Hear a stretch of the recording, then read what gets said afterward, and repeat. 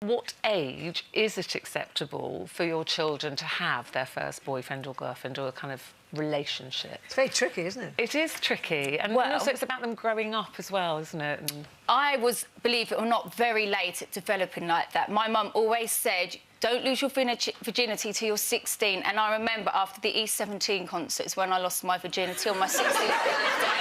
Actually, on the day? It was on the day. Dina Carroll and E17 were on. Would it be fair to say that you made up for it in subsequent years? Actually, no, I haven't had that many. I can count on my hands-ish how many. But yeah, I was late. Even at school, I was known as frigid and ice cold because I was petrified to kiss anyone in case I did it wrong. And at lunchtimes when you knew you was going to meet a boy, I would be so scared I'd work myself up. So I was late at everything. But yeah, I sort of made up for it. I haven't been with that many. So what about your kids? So is Junior, how old's Junior now? Junior's 10, Princess He's a bit young, maybe, 8. is he, for a girlfriend? Or is he He's obsessed with girls, but then all of his friends are. And I'm not joking, these days they know so much about everything. I mean, they talk about boyfriends, girlfriends, love letters, this and that.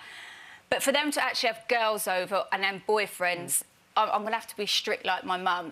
For them to stay over, they have to be at least 16. I mean, not to stay over 16 before they can even have a girl around.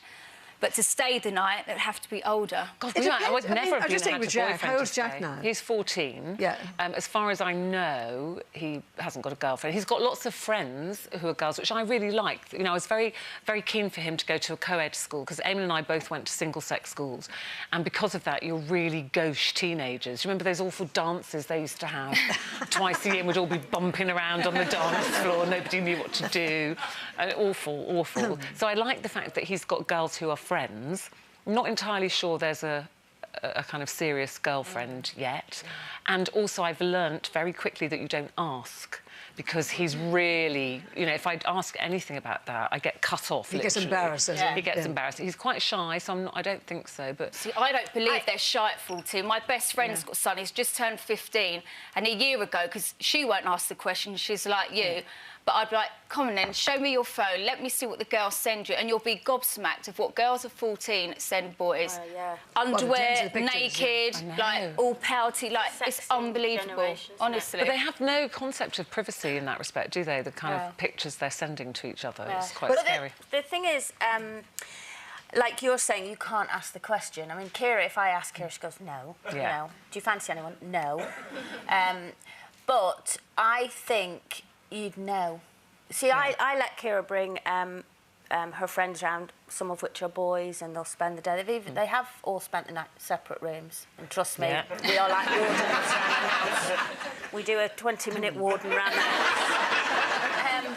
And Ray can't... I mean, Ray was very against it at first, and I was saying, you know, you've got to trust them. And I had talked to them, and they knew what the rules were and all of that. But Ray goes to me, well, how do you know she doesn't fancy one of them? And I go, because I'm a girl... And because, look at the state of her while they're here. She's got her hair thrown up, no makeup on, she's got her slouchy, you know... Tracky bottoms. And I said, trust me, when it's a boy she fancies, she'll at least have a bit of lip gloss and she'll be going, Mum, shut up and stop embarrassing. I tell you, it's interesting, though, you were saying how your mum said you've got to be 15 or whatever it was beforehand.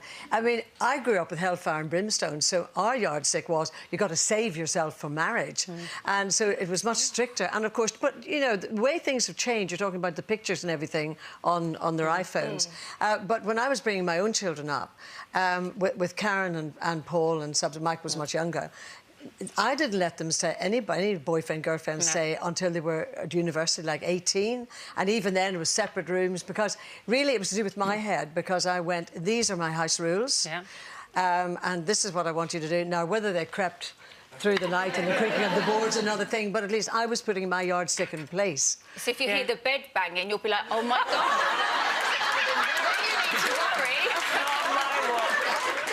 Eamon's terrible. I mean, he would be like you. He'd be patrolling the house with one of those things with a helmet with a torch. For more Loose Women action, click here.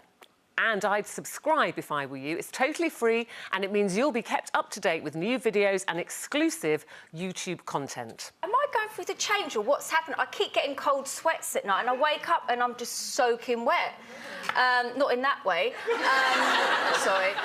But bearing in mind, to bed though, I do wear socks. I don't wear anything else. I just wear socks. Just a pair of socks. Yeah, because my feet always get cold. You sound like you're on the duvet to cover your feet.